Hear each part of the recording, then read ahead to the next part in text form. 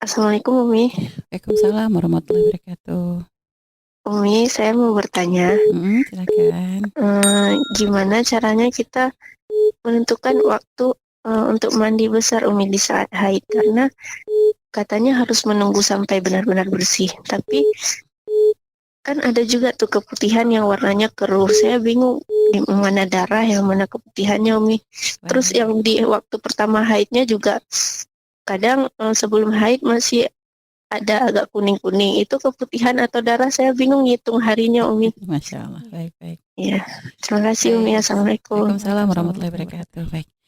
Biasanya seorang wanita kalau mau haid tuh biasa ada muqaddimah. Biasa nggak serta merta langsung darah. Biasanya mulai dari kayak mulai ada perubahan warna dari yang biasanya kalaupun keputihan kan biasa warnanya kan tidak sampai kuning. Iya. Tapi kalau sudah mendekati haid itu sudah mulai agak kuning atau bahkan kadang ya sampai warna pink gitu ya. Memang biasanya sih sudah cirinya tuh sudah mendekati kuningnya tuh kayak mendekati sudah warna oranye gitu ya. Gak biasa. Kalau memang seperti itu dan ini memang jatuhnya adalah di masa sudah memungkinkan kita untuk memasuki masa haid. Iya. Berarti dan itu memang kebiasaan kita. Itu memang biasa udah datang ini gitu. Nah, tiba-tiba sudah dikasih mukaddimah, ada kayak keputihan, belum darah, tapi warnanya sudah mengarah ke sana. Iya. Maka kalau merasa memang kuningnya ini misalnya sudah mengarahnya adalah ke darah, ya berarti sudah masuk haid Iya. gitu, walaupun masih belum keluar darahnya. Biasa seperti itu. Iya. Nah, dan itu berarti sudah mulai hitung. Jadi begitu kita tahu kok di misalnya ketika kita periksa kok ada warna seperti itu kan nggak umum. Iya. Kalau orang di hari biasa nggak akan ketemu warna itu. Nah ternyata kok sudah menjelang waktunya haid kok ada warna itu berarti itu sudah dihitung masuk haid asalkan tadi memenuhi syarat sudah terpenuhi masa suci 15 hari atau lebih kan Iya. begitu. Minimal 15 hari. Nah setelah itu dan syarat-syarat yang lain tentunya ya karena tadi ini kayaknya kan sudah bukan haid yang pertama. Nah setelah itu selesainya gimana? Apa harus ditunggu atau gimana? Berhentinya pun darah haid itu emang biasa nggak langsung spontan. Kalau langsung darah tiba-tiba langsung putih itu nggak bertahap. Habis darah tambah mulainya awalnya kental tambah nanti berkurang sampai nanti ada tersisa warna tuh ada sufroh ada kudroh. Ya. Nah menurut sufroh tuh kekuning-kuningan. Sama kalau kudroh tuh agak keruh gitu. Artinya kalau diperiksa dengan kapas tuh nggak bening. Kapas itu masih belum ketemu warna aslinya. Maka ini kalau pendapat para ulama asufrah minal kudroh minal haid. Jadi fi ayyamil haid minal haid. Jadi kalau sufrah kudroh itu keluarnya adalah di hari-hari masih jatahnya haid, maka mereka termasuk haid. Artinya masih di kebiasaan kita. Biasanya saya haidnya itu 10 hari. Ini hari ke-9 udah nggak ada darah tapi masih ada sufrah, masih ada kudroh. Nah, biasa kan memang jatahnya 10 loh. Kalau memang jatahnya 10 ya sudah. Berarti masih mungkin ini adalah disebut haid gitu. Ada khilaf memang, tapi pendapat kuat mengatakan as-sufrah minal kudroh fi ayyamil haid fa minal haid gitu kan. Nah, jadi termasuk bagian daripada haid karena berada di hari-hari kita kebiasaan masih haid. Nah, terus jadi mandinya gimana? Ya kalau sudah benar kita melihat di kapas putih gitu ya. Nah, ini bisa ada dua kemungkinan. Jadi boleh menunggu, boleh enggak. Itu gimana? Misalnya putihnya ketika kita periksa dengan kapas kok putih, tapi di hari jatah. Biasanya saya sudah anggap ini di hari biasa 10 hari gitu ya.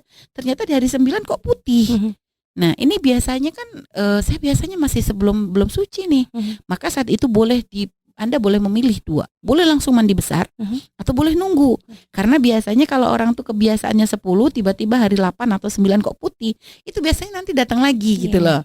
Nah, sehingga di situ Anda punya dua pilihan. Apakah Anda mau langsung mandi boleh, cuma nanti resikonya apa? Kok ternyata datang lagi, ya berarti Anda ya head lagi kan gitu. Karena memang masih jatah haid, masih di bawah 15 hari dan masih di luar dari kebiasaan Anda kan gitu. Nah, terus tapi kalau ternyata gitu kan, ternyata setelah Anda mandi besar, nah ini atau mungkin Anda misalnya mau nunggu. Waktu itu hari ke-8 dilihat sudah putih, nah pengen mandi, aduh nanti takut datang lagi, udahlah Anda nggak mandi gitu kan. Hanya Anda tunggu sampai 1 hari misalnya, sampai misalnya Anda sudah melihatnya di jam 10 pagi ya. Di jam 10 pagi kok sudah bersih. Maka akhirnya sampai zuhur nanti belum mandi deh, nunggu dulu. Itu Anda harus tulis tuh jam 10 sudah bersih. Hanya zuhur dilihat masih bersih. Sampai asar masih bersih. Maghrib bersih. Isya bersih. Baru Anda misalnya baru mau mandi. Maka Anda punya qadha zuhur, asar, maghrib dan isya. Jadi boleh aja menunggu untuk memastikan supaya Anda yakin.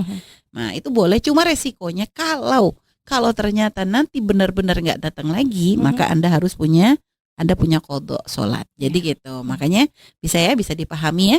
Nah, kalau ternyata Anda menunggu misalnya kok ternyata datang lagi, ya sudah berarti memang masih jatahnya haid gitu ya. Karena selagi masih di bawah 15 hari Anda masih punya jatah di situ. Atau walaupun misalnya ternyata kebiasaan Anda berubah, biasanya 10 kok bulan ini jadi 11, ya masih nggak masalah, masih jatah itu.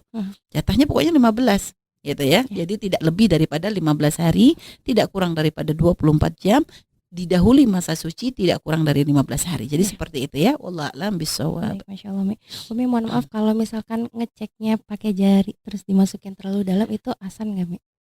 Jangan, ngapain ngecek pakai jari? Karena kadang suka ada yang ibaratnya darah tuh nggak keluar, tapi pas dicek itu malah ada gitu di dalam. Iya, gitu, artinya gini, berarti kan memang masih ada. Kalau ada itu berarti masih ada. Tapi ditungguin seharian tuh nggak keluar gitu, Mi. Artinya memang nggak apa-apa kita masukin, karena biasanya memang ada yang tidak sampai keluar, tapi ada di dinding rahim, maksudnya di itu. Iya, Nah itu boleh, makanya jangan pakai jari dong, pakai kapas aja. Kapas ya, karena kalau jari tuh memang jari kita bisa nunjukin warna. Kalau warnanya coklat, jari kita nggak kelihatan. Iya. Ya bahkan jadi pakai kain aja beda loh. Jadi tetap ya, kita pernah uji coba, maksudnya dipakai tisu, pakai kain, sama pakai kapas beda. Jadi kadang pakai tisu ini kelihatannya masih kayak kurang bersih gitu ya, tapi pakai kapas sudah bersih, biasanya begitu. Jadi paling enak pakai kapas, karena selain lebih lembut juga. Karena itu mohon maaf, itu daerah-daerah sensitif. Jadi kalau kasar ke tisu tuh masih agak kasar kalau sampai agak diperiksa agak ke dalam sedikit. Cuma ya kalau misalnya itu, kalau memang Anda ketika meriksa agak ke dalam tuh tidak menyakiti. Kalau menyakiti jangan dong. Kalau sampai bikin sakit ya periksa sekitarnya aja, di bibirnya aja gitu. Mohon maaf ya. Jadi memang untuk meyakinkan. Jadi dan jangan memeriksa itu hanya melihat, mohon maaf, hanya yang ada di celana dalam. Karena nggak semuanya keluar. Artinya maksudnya kalau bahasanya tuh nggak semuanya akan tertuang di situ gitu loh. Jadi memang tetap paling enak adalah diperiksa dengan kapas, itu untuk meyakinkan. Wallahu a'lam bishawab.